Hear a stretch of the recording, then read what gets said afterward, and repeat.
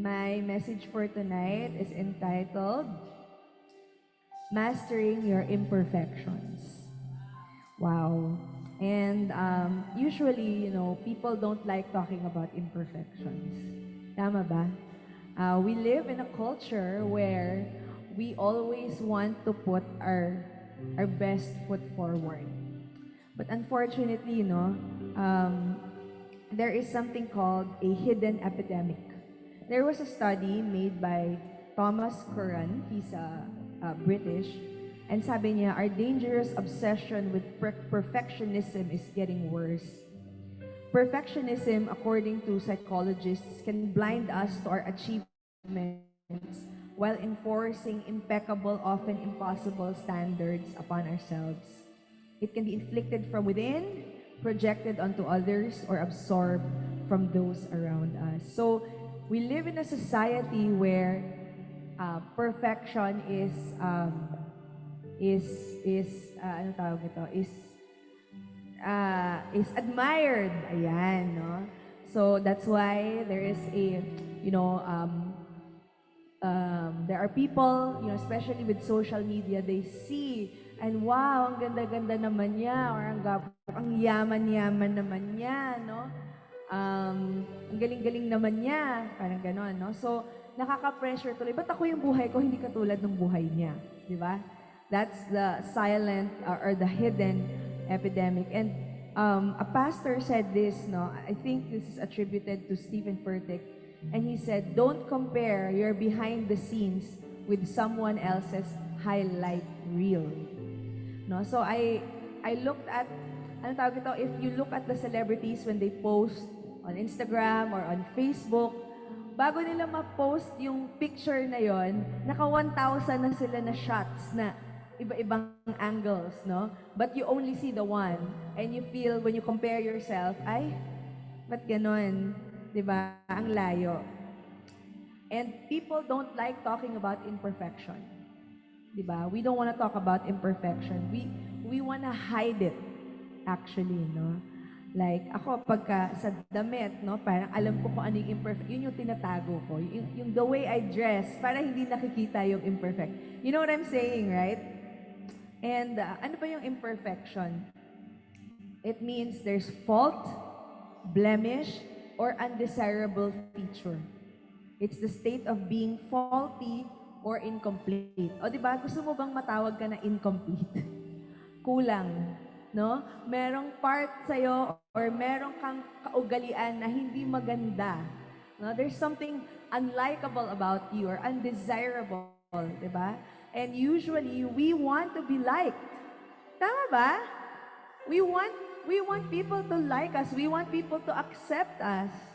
And so we want to erase, we want to erase imperfections that we have. And this can be in different forms, no? Dito, it can be fault, blemish, features. It could also be, yung our status in life. Right? If only I were a little richer, I would be better. If only I were a little smarter, my life would be better. If only I had more friends. Diba? So nakikita mo yung kakulangan mo at nakakainis. Bakit ba kasi ganito? Right? Or kunwari, magkakapatid kayo, bakit siya? Ang tali-talino niya. Bakit ako? Latak na lang yung DNA na napunta sa akin. Di ba? 5 kami magkakapatid. Tapos silang lahat. Ang gagaling, ang gaganda. Pagdating sa akin, ako yung pangong ilong. Ako yung maliit. Ba't ganon? Lahat sila honor. Ako hindi. Di ba? You know what I'm saying? These are real things that we deal with. And we don't usually talk about it kasi syempre nahihiya tayo. Ayaw natin pag-usapan yun. Kasi secret na lang, di ba? Kasi gusto nga natin, pag tumayo ka na dyan, wow! Wow! Parang as much as you can. Not really perfect, but you wanna hide your imperfection. Alam naman natin we're not perfect, di ba? Pero as much as possible, we try to, ang tawag nito, yung parang distract mo or yung attention ng tao, tinatanggal mo dun sa imperfection mo. Tama ba? You try to, hindi distract yung word but you try to veer, parang binabaling mo sa iba. O, di ba? Ito na lang, tingnan mo yung maganda. Huwag mo na tingnan yung hindi masyadong okay. Huwag mo na tingnan yung ugali kong pangit. O, di ba? Divert. Yes, you divert your attention. That's right. That's a good word. Thank you, Pastor Art. So I want, there are two things that when I was preparing this, no? When we talk about imperfection, ayaw niyang mapag-usapan, yun. Okay. It's either you don't want to talk about your imperfection because you know your imperfection too well. Alam ko na. Oo na, sige na, pangit na ako. Oo, sige na, hindi na ako magaling, di ba? Oo, sige na, ganito na ako. Ayoko na. Huwag mo nang ipalandakan pa sa akin. Tama ba? May ganun di ba? Huwag mo na sabihin, alam ko na Di ba? Alam ko na yung kahinaan ko. Or, pwede rin naman na you don't want to know just how bad your imperfections are. It's either you know it too well, sinasabi sa'yo, alam mo na, wag na nating pag-usapan, or ayaw mong pag-usapan kasi ayokong malaman yung extent ng imperfection sa buhay ko. Nakaka-relate po ba tayo? Wow. Okay, nakaka-relate tayo. Di ba? It's either alam ko na or ayoko nang malaman. Di ba? It's better, wag mo nang alamin. Tama ba yon? Di ba? Parang, I don't want to talk, let's talk about something else. Let's talk about how we can get better. Let's talk about, yun ang pag-usapan natin. Success, achievement, di ba? We don't want to talk about yung mga pangit. We don't want to talk about failures. Right? Somehow, maybe, in a way, we're ashamed of our failures. Right? We don't want to talk about it. Wag na lang, quiet na lang. Di ba? Wag na. Let's not talk about it. But in our lives, imperfections will come out. Di ba? We are, only God is perfect. In fact, we cannot even strive to be perfect. We already know that's why Jesus came. Hindi natin kayang sundin yung banal na kasulatan ng Panginoon, di ba? So, but the thing is, it will continue to happen. We will continue to experience it, our weaknesses, our limitations, sickness. Alam mo yun, wow, I know of this person, and sabi niya, I was an athlete my whole life. Then all of a sudden, I get a stroke. Alam mo yun, di ba minsan meron, kasi kaya ka nagkasakit kasi pabaya ka sa katawan mo, talagang, you had it coming. But some people, wala naman. It's their DNA, di ba? The fallen DNA. And I heard someone, sabi niya sa podcast, just because God didn't create it, it doesn't mean God cannot be Lord over it. Let me say that again. Just because God didn't create it, meaning sickness, our imperfections, our failures, our limitations, our weaknesses, just because God didn't create it, it doesn't mean that God cannot be Lord over it. So God is still Lord over these imperfections that we have. So let's look at our text for today. It's very familiar with all of us. And this is the Apostle Paul speaking. No? Parang kabaro natin, di ba? Kasi sabi niya, because of the extravagance of those revelations. Ang dami niya nakuha ang revelations. No? Parang windwatch lang. Wow! Vision upon vision. Di ba? Revelation upon revelation. Ganun daw, extravagant.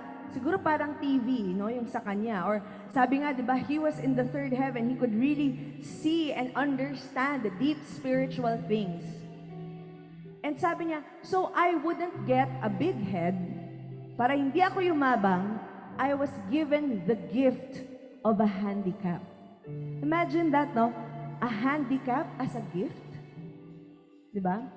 To keep me in constant touch with my limitations. Hindi to, there's a word, you sweep it under the rug, no? Yun yung term, idiomatic expression. But here, what Paul is saying is that God wants us to be in touch with our limitations. Right? That we are aware. Hindi ano yun, yung wala akong limitation, just quiet na lang, di ba? God wants us to be, in touch, constant touch with my limitations. Sabi dito, Satan's angel did his best to get me down. No? When you are face to face with your limitation, your weakness, your kakulangan, your bad history, your sickness, whatever it is, it's like it can get you down. Tama ba? It can discourage you. It can, make you feel very, very sad. And it can make you question, ano ba to? Ba't ganito? Diba? Sabi, Satan's angel did his best to get me down. What he in fact did was push me to my knees. No danger then of walking around high and mighty. Para hindi ako mayabang. No? At first, I didn't think of it as a gift, sabi ni Paul. Kala ko parang pasanin, no?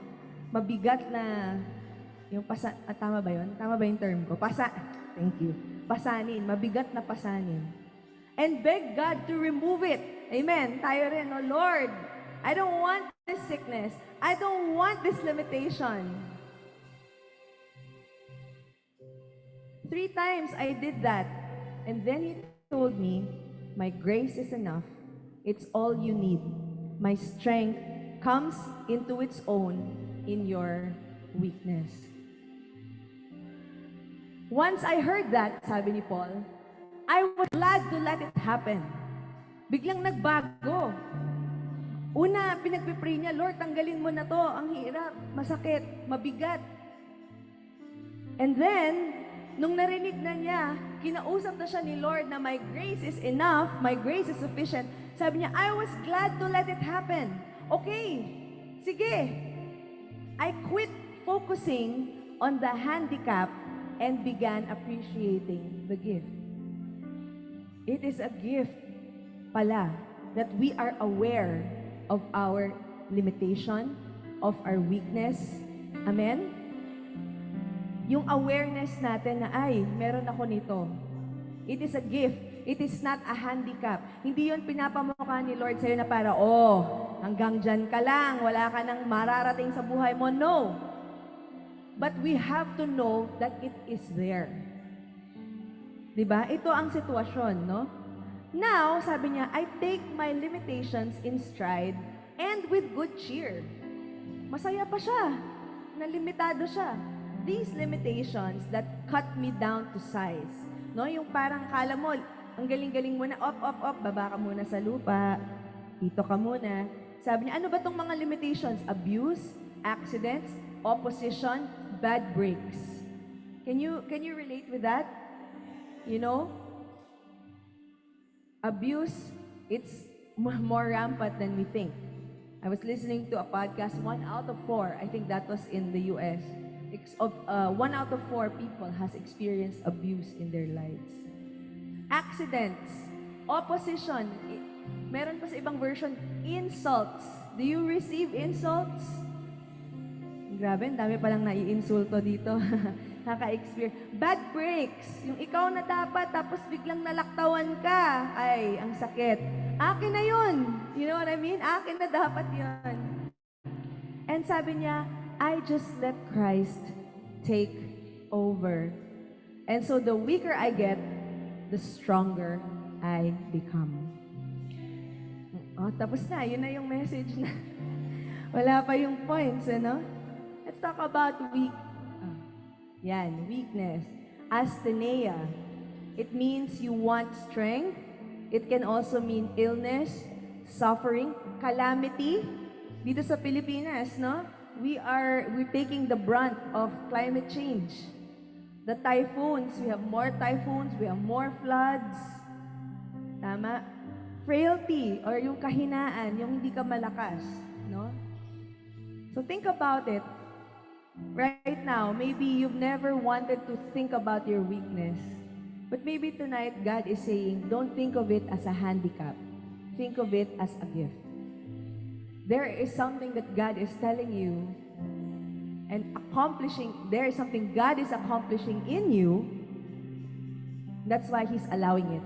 And Dapat daw ang tingin natin sa mga ganon, sa mga pagsubok na mga hinaharap natin, hindi daw ito kapansanan. Instead, this is a gift. Biyaya mula sa Panginoon. Pwede ba yon? Si God lang ang pwedeng gumawa nun, na yung dapat na kapansanan, nagiging biyaya pa. Amen? So there are... Okay, sorry. Ayan. We try to disguise. I like this. Disguise our imperfections, sabi niya. So here are a list that I found in the internet, no? Some imperfections that we fear about ourselves. Maybe you can relate to some of them. Physical appearance, you know, kaka-relate tayo dyan. Failure, wow, failure. Sakit sa loob, ano? Rejection. Vulnerability or being seen as weak. Criticism. Incompetence. Hindi ka marunong. You know, you're not good enough. You can't do it. Financial instability. Kanina nag-declare si Pastor Wen. Health concerns. Some people, they don't like talking about their health concerns. Aging. Meron ba? Na nararamdaman na natin? Mga sa kasukasuan natin? Ganon? Loneliness. Maybe somebody, you know, I'm lonely. And you don't want to admit it kasi, Lord, nakakaya, pero it's true sometimes. Loss of control. You used to be in control. Hawak mo lahat. Ngayon, hindi na. Comparison. When you're being compared. Ba't yung kapatid mo, ganito? Ikaw, hindi ka ganun. Ang sakit, ano? Ang sakit. Ba't puro kapatid yung sinasabi ko? Uy, love na love ko yung kapatid ko, ah. Sobra. Sample lang yon, hindi yun totoo. Dalawa lang po kami. Mahal namin ang isa't isa. No? So, tonight, the Lord wants us to hindi ko siya nag-change. Master our imperfections. You cannot escape it, kapatid. Kailangan tanggapin na natin yung katotohanan. Hindi tayo makakaligtas, hindi tayo makakaiwas. Meron at meron. No? Of course, we pray, Lord, we want the least amount, right? But yun nga ang ganda nung sinabi nung pinapakinggan ko, it's hidden in our DNA. Although, of course, Pastor Chris already told us to, di ba, deliverance and break those, yung napasa by the blood. No? I remember that powerful message. So when things come up, brothers and sisters, we need to master it. We will not be overtaken by our imperfections. Instead, we will master it. Ano ibig sabihin ng master? Gain control. Hawak mo lang siya. Totoo nga, pero hindi siya yung nasusunod. You are not led by your imperfection.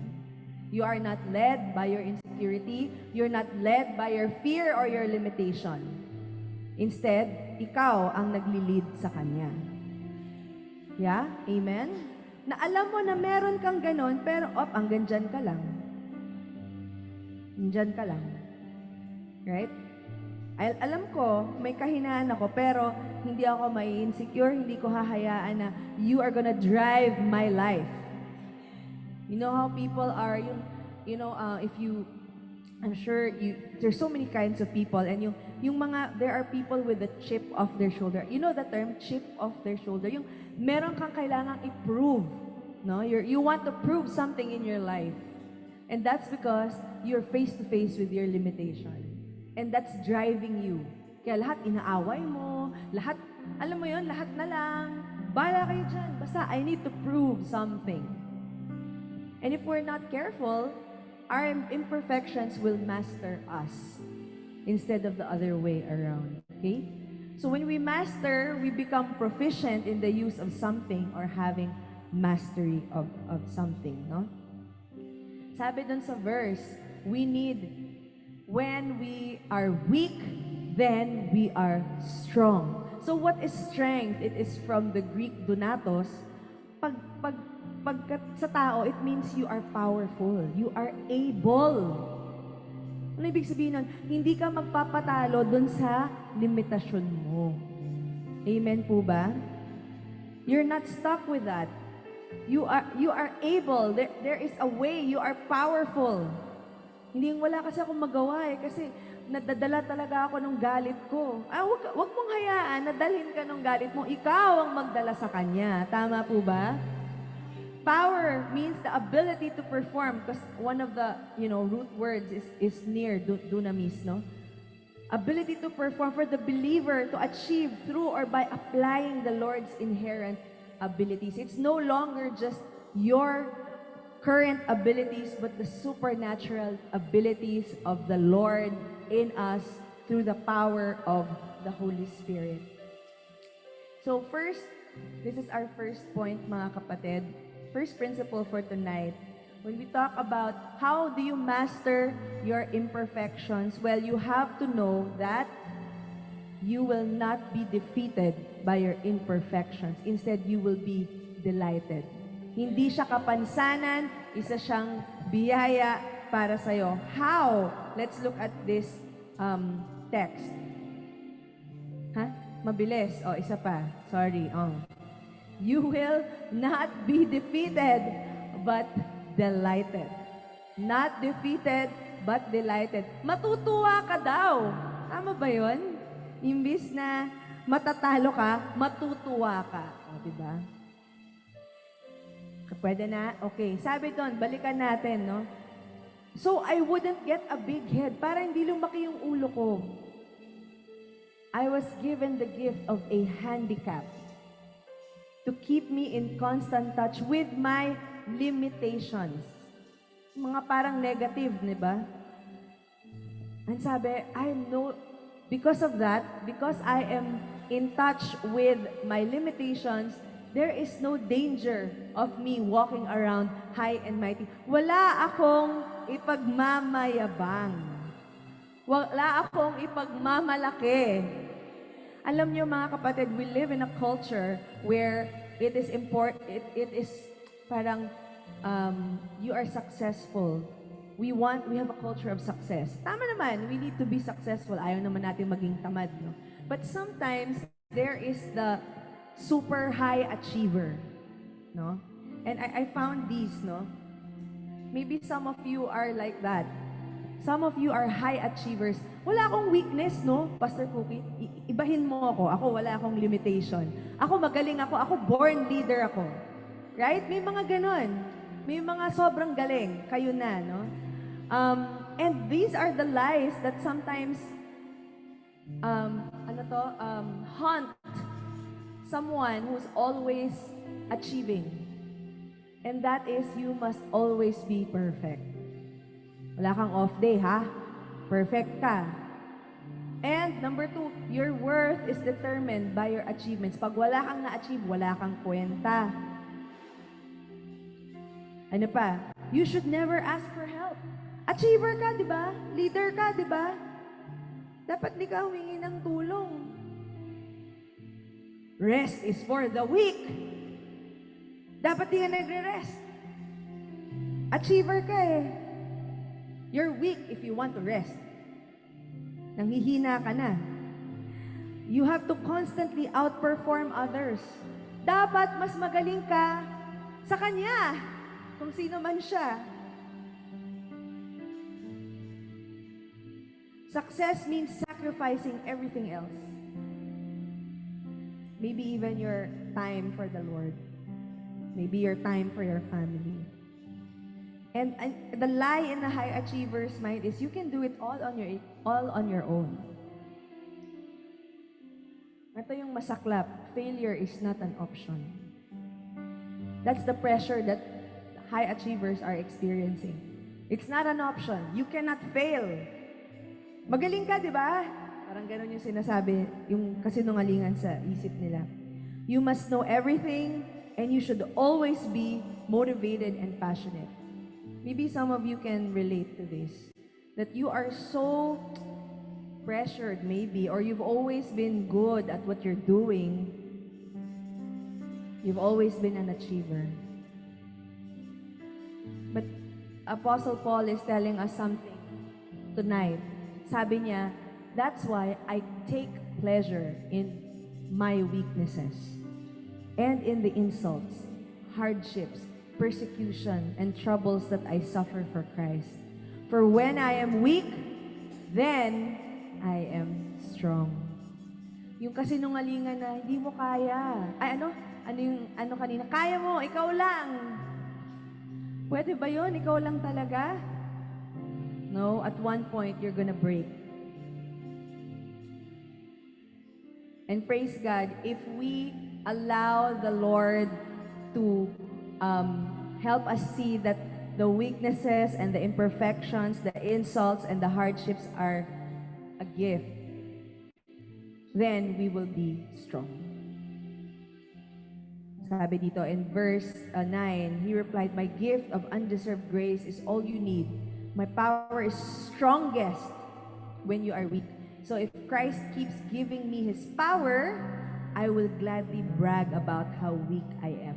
Kung makakatanggap ako from the Lord, if I will receive power from God when I am weak, then, sabi ni Paul, I will admit that I am weak so that I can receive strength and power from God. Amen? Mga kapatid, if you look at it, akala mo talo ka pero panalo ka. Dapat talo ka na pero ba't panalo ka pa? That is how God's kingdom works. It is different. It's an upside down kingdom. Dapat here in this world, it's always about achieving. You have to be number one. You have to be like this. You have to be perfect.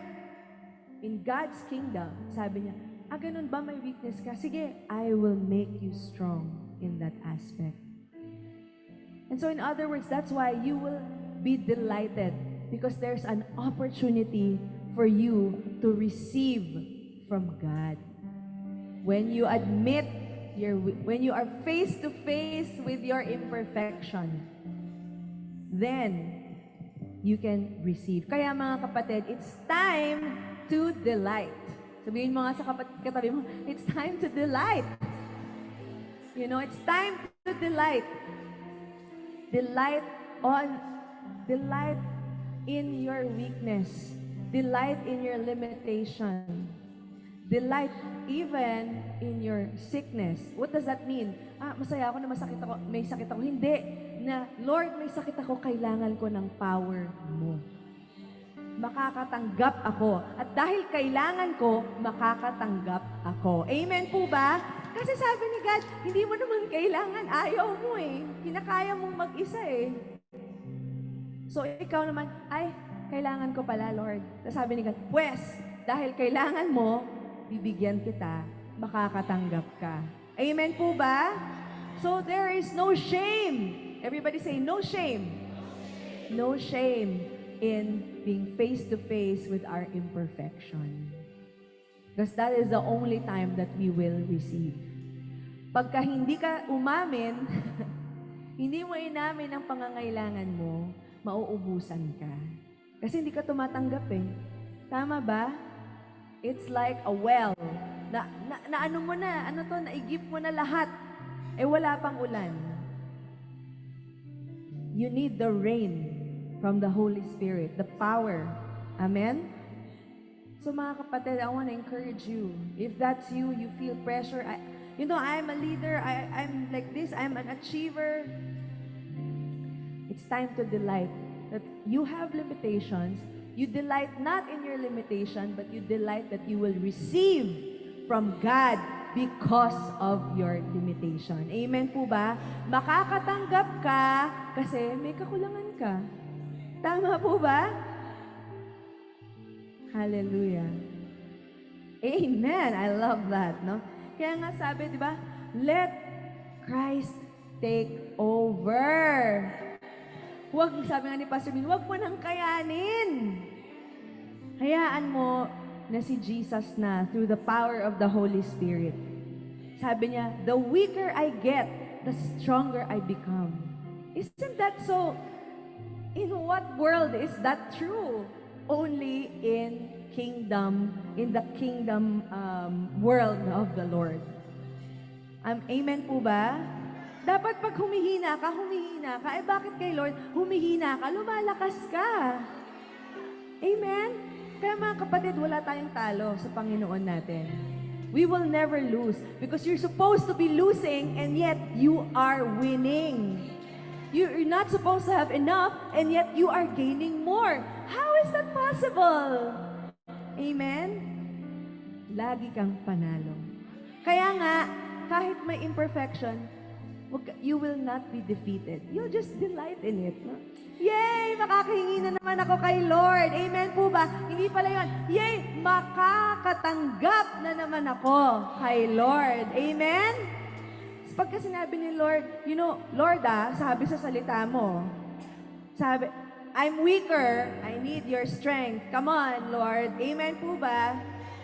You gotta take over, Lord. Amen? Hallelujah. Now, I want to talk, so I'm talking to those who are afraid to maybe admit or to see, oo nga, no, I am weak. It's okay to be weak because I will receive. Meron naman, ayun nga yung isa na, alam ko na, Pastor Cookie, I'm weak. Please, buong buhay ko, alam ko na yan. Well, this is for you, brothers and sisters. You will not be humiliated, but honored. Amen po ba? Let me say that again. You will not, ikaw yung talong-talo ka na. Alam mo yung buong buhay mo, parang, Lord, ako na lang lagi. I'm the butt of all the jokes. Ako yung may, ano ba yung term nila? Yung, parang ako na lang yung may balat sa puwet. Tama ba yung term na yon? Yung parang may balat ako sa puwet. Lagi na lang ako na lang, lagi. Di ba? But God is saying, hey, you will not be humiliated. You will be honored. Let's look at this verse. In 2 Corinthians 12, this is the NIRV version, ang sabi, there's one body, but it has many parts. But all its many parts make up one body. It is the same with Christ. It is the same with us. Verse 21, the eye can't say to the hand, I don't need you. The head can't say to the feet, I don't need you. In fact, it's just the opposite. Look at this. The parts of the body that seem weaker are the ones we can't do without. Ikaw ba ay laging parang hindi ka daw kailangan? Pwes, ikaw daw ang, kung wala ka, kulang. Amen? Sabi dito, the parts that we think are less important, we treat with special honor. The private parts aren't shown, but they are treated with special care. The parts that can be shown don't need special care. But God has put together all the parts of the body, and He has given more honor to the parts that didn't have any. Wala ka bang honor? Pues, si God ang mag-o-honor sa'yo. Amen? In other words, walang maiiwan. You know, in the body of Christ. Of course, iba-iba, no? Iba-iba tayong strength, iba-iba tayong pero walang madidishonor. Walang maiiwan. No one will be left behind. If you belong to Jesus, amen po ba? You can expect honor. Special honor. Great care. May mga kumo-comment dito sa harap. Ano ba yan? Okay? Amen po ba? So if that's you, if you feel like, wow, I've never been honored in my life. I feel like, I'm always the loser. Yung parang example ko kanina sa aming magkakapatid, ako talaga. Example lang yun, di ba? Pinsan naman. Di ba? Parang ako na lang laging, parang walang kwenta. But God is saying, that's not true. Amen. Sabi, the parts of the body that seem to be weaker are the ones we cannot do without. Ako ba? Parang siya. Anyway, let's move on. Oo nga eh. Okay? So, okay. Eh, nawala tuloy ako dun sa sinasabi ko. May mga distractions. Joke lang. Amen po ba mga kapatid? You feel like, hindi ka nakatapos, hindi ka magaling, wala kang skill. Alam mo yun? Yung parang walang skill. Lahat na lang, trinay mo na. Wala talaga. Lord, ba't ganun? Ba't hindi ako magaling sa ganito?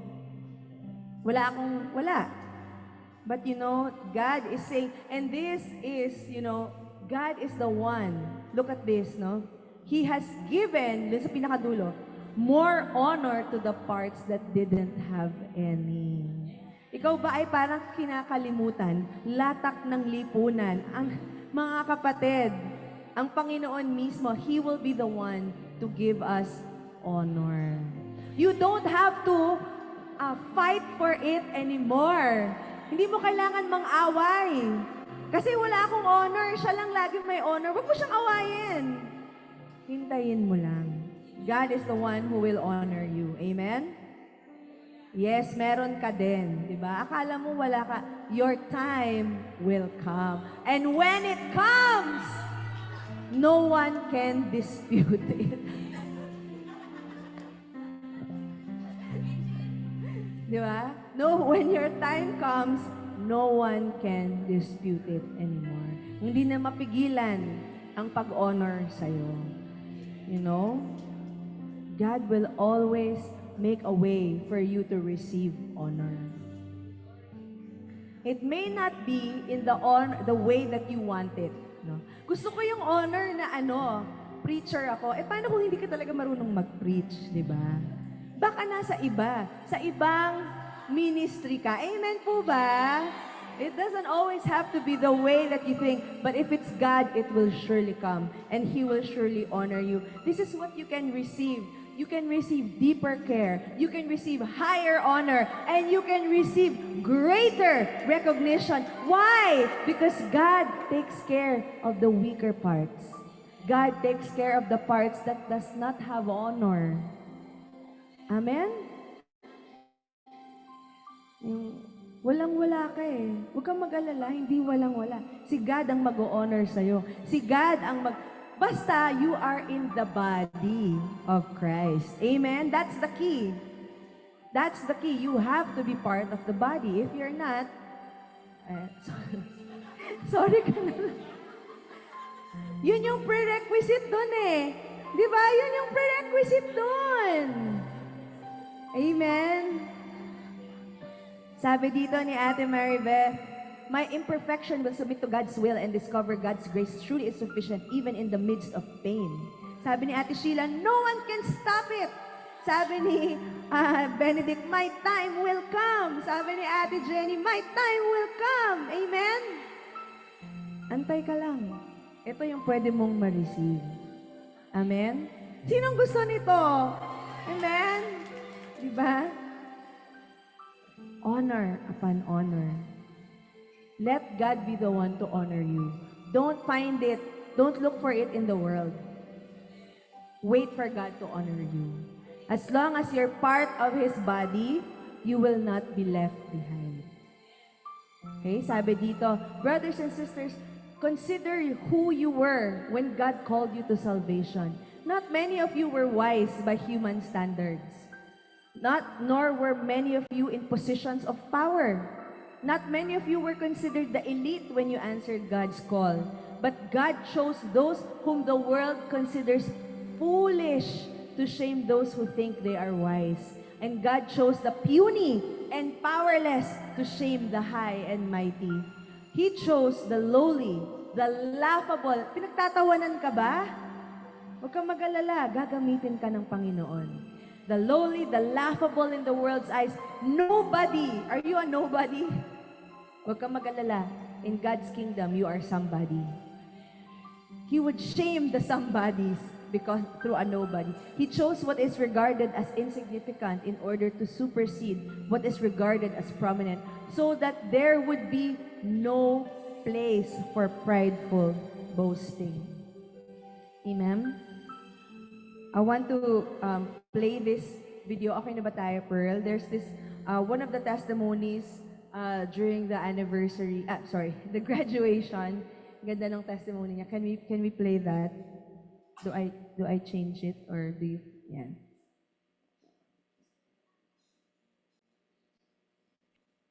Life coaching lessons reminds me how I battled and overcome anxiety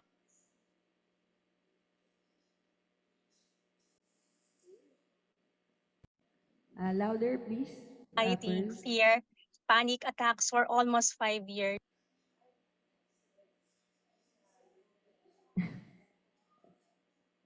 Okay. It's okay. Imperfections. Imperfections.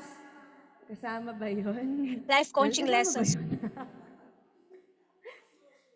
Sinusubok tayo. Di ba sabi natin okay lang yun? God will honor us. Pearl, will I honor you?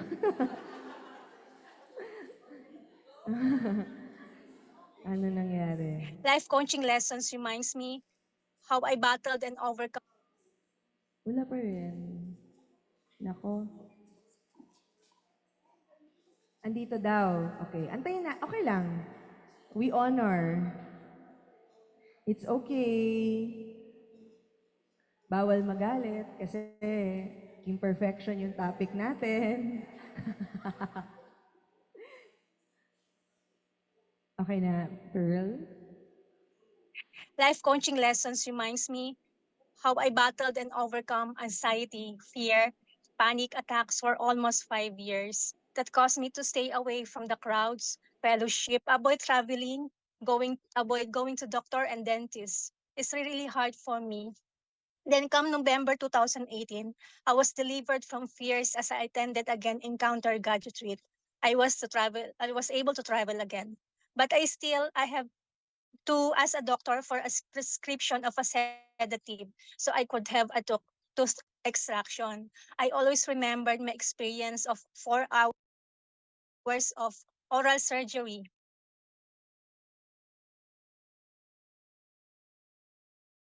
By 2023, when I decided not to take a sedative and take courage, I asked Holy Spirit to accompany me to have another tooth extraction. Thank you, Holy Spirit, we did it. Last December 2023, as a lay, I was chosen again to speak, to be a messenger to Simbang Gabi service. I'm not really good at delivering God's word and standing at the pulpit. It was my very first delivering a powerful message of the Lord that touched many of the congregation, one crying and hugging me that the Lord really deserved our praise. Indeed, the never stopping knowing the Lord resulted to a very never-ending praises. Glory to God. Hallelujah. So, testimony was, check, hello? Nawala na yung mic ko. Ako na yung nawala. What happened? Ayan, okay na? Kind of. Talagang ako na yung naggalaw nung ano, no, sorry. Anyway, so, Sister Darlene's testimony, yun nga, yung, she was afraid of crowds. You know, she was dealing with anxiety and all that. Na ayaw na nga niyang magpakbunot ng ngipin kasi natatakot siya. Ganun yung kanyang level, no? So it was already hampering her life. But then, God honored her and she's not really a speaker, sabi nga niya, no? Pero ginamit siya ni God, no? God was the one who used her in that Simbang Gabi message and people were crying and hugged her and were touched by the Lord. So you know, you don't have to be always the, alam mo yun, yung the obvious choice, so to speak, because God can use you and when it's your time, that's it. And there you go, ayan na siya, di ba? So what do we say, mga kapatid? It's time to boast. Amen? When we say boast, it means your head is up high, you have God-given confidence. Kung ikaw yung parang feeling mo ay patapon ka na or something, well, it's time to boast about your weakness. Because God is the one who will honor you. Alam mo, kanina practice ko itong sabihin. Ano? Kaomay. There you go. Kaomay. Meaning, yon, it's time to boast. Amen? So again, mga kapatid, sabi nga, God put together all the parts of the body. He has given more honor to the parts that didn't have any. In that way, the parts of the body will not take sides. And all of them will take care of one another. Amen. If one part suffers, every part suffers with it. If one part is honored, every part shares in its joy. That's why God made it that way. Walang iwanan. Walang lamangan. Amen? Sabi nga, the last shall be first and the first shall be last. That's the kingdom way of the Lord. Amen? And so last but not the least, this is my third point. You will not be rejected. Instead, you will receive. You know, people feel that pag nalaman na nila na I'm nakakahiya, ano yun, yung I'm imperfect, I will be rejected. And you know, that's one of the worst human fears. And it dates back even during caveman times. No? Na yun yung fear nila pag ina-isolate sila. Oh no, I'm rejected from my clan. But yeah, that's the death sentence during that time. Rejection is so powerful. Naaalala pa natin no, nung unang panahon na pag pinaalis ka sa camp, that's it, you're dead. Wala ka nang kakainin, you're out on your own. But mga kapatid, you will not be rejected for your weakness and your imperfection. Sometimes that's what we fear. God, you won't want me, you won't use me anymore because I'm imperfect. But God is saying, you will not be rejected. Instead, you will receive. Amen po ba? Sino gustong maka-receive? Amen. Receive, sobra na yung receive ninyo. Amen? Tama. Sabi, let the weak say, I'm strong. That's right, Brother John Michael. Let the weak say, I am strong. Let's look at this. Sabi nga, my grace is always more than enough for you, and my power finds its full expression through your weakness. You will so I will celebrate my weaknesses, for when I'm weak, I sense more deeply the mighty power of Christ living in me. So I'm not defeated by my weakness, but delighted. Amen? For when I feel my weakness and endure mistreatment, when I'm surrounded with troubles on every side and face persecution because of my love for Christ, I am made yet stronger. For my weakness becomes a portal to God's power. A portal is a door or a gate. At bakit may gate? Kasi may dadaan doon. Amen po ba? Ibig sabihin, there is a way for the power to come in. Kaya we have to admit it, right? Now, maybe some of you are going through, very, very difficult times right now. I don't know where you're at, but I want to encourage you, There is this verse in Psalm 42. It's called Deep Calls to Deep. It is a part of that psalm as the deer, Sabi, deep calls to deep at the thundering sound of your waterfalls. All your breakers and your waves have rolled over me. Maybe some of you are feeling that way, na parang, wow, parang nasa ilalim ng waterfall. Lahat, hindi na ako makaahon. I can't get out of my misery. And praise God, you know how the deep calls to deep is defined? The place where our deep need meets God's all-sufficient presence. When you feel like you have nothing, let your deep call unto the deep of God. The deep misery, the deep pain, the deep want, let it call on the deep presence, provision, and power of God. Let deep call unto deep. Amen? Why? Look at this. This is our promise here, mga kapatid. Receive God's commanded grace. This is our promise for today. Sabi dito, yet the Lord will command. Can I say that? Command His loving kindness, His grace in the daytime, and in the night His song will be with me, a prayer to the God of my life. If that is you, if you feel like your deep is calling out to the deep, deep cries out to deep, your deep pain for God's deep and powerful presence, remember, God will command His loving kindness. And I found this beautiful commentary. Sabi niya, his expression is remarkable. He does not say simply that the Lord will bestow or will give, but command His loving kindness. It is given by decree. It is a royal donative. If He commands the blessing, who shall hinder its reception? Pagka pinakawalan na ni God at sinabi na ni God, wala nang makakapigil para matanggap mo. Amen? Yung biyayang ibinibigay niya sa iyo. Amen? You will receive. And not just grace overflowing. No, it's commanded grace. Sabi ni God, I command you grace. Dun ka kay Pastor Wen. Dun ka kay Tita Cha. Dun ka kay Ate Maricel. Amen. And when it's commanded, nothing can stop it. Hindi na siya mapipigilan. Amen. It has a purpose. It is purposeful. It is meaningful. Hindi lang yung parang, ay, grace, yehey. No, I command grace upon Pastor Mina right now. I command grace upon Pastor Chris. Ganon ang sinasabi ni God. I will command loving kindness. Amen? To every wind watcher. That is what God is saying to us tonight. And so, if God commands it, who can stop it? It is now a commandment. It has been God has commanded it to come upon us. So that is what we can receive. Amen? So mga kapatid, let us master our imperfection. Let us remember that you will not be defeated by it, but you will be delighted. Matutuwa ka. May biyaya ang Panginoon. Amen?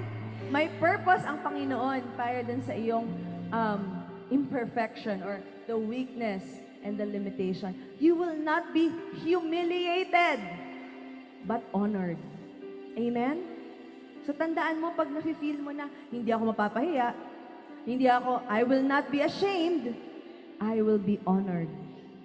And when you feel like, oh no, ito na nakita na yung imperfection ko,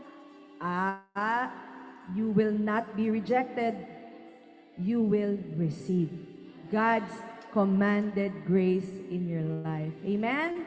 Amen po ba mga kapatid? Why don't we all rise and let's just receive from the Lord right now. Hallelujah. Hallelujah, God. Hallelujah, Lord. Thank you for your grace that you are commanding even right now. Yes, God, I can see in a vision right now, parang angels on horseback and they're coming down, and I believe that these are, God has commanded the grace to come into homes. I can see homes right now and families. I can see businesses right now in Jesus' name. I can see God is coming into properties. Hindi ko alam kung ano yung pinapag-pray nyo ng mga land. In Jesus' name, God is commanding that grace to come. It is coming and nothing can stop it. I can see in houses where there is brokenness, God is saying, I'm commanding grace to come right now. There is that reconciliation and restoration that is happening. I can see right now, God is commanding the grace of healing. I can see children na may sakit na pinapagaling ng Panginoon. Hindi ko alam kung sino yon, pero right now, God has commanded it and angels are bringing it right now in the name of Jesus. Hallelujah! Hallelujah. I just declare that again. Businesses na naghihikahos in the name of Jesus right now. The grace is being commanded right now. Amen and amen. Lord, hallelujah. I ask for special grace to be commanded upon LGI as we start our anniversary. Lord, would you declare and would you command that grace to come upon LGI? And I declare even right now, God is saying, God talks then in Jesus' name. God talks, receive the commanded grace of God. You will receive it and nothing can stop it in Jesus' name. Thank you, Lord. Lord, we pray. We say thank you, oh God. Because alam namin wala nang makakapigil doon sa kinuman mong grace na marireceive namin. Hallelujah. We thank you, God, in Jesus' name. Amen and amen. Hallelujah. Let's give the Lord a clap of praise. Hallelujah. Thank you, Lord.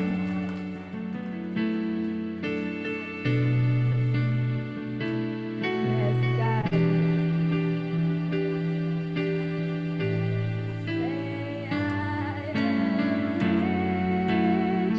Because of what the Lord has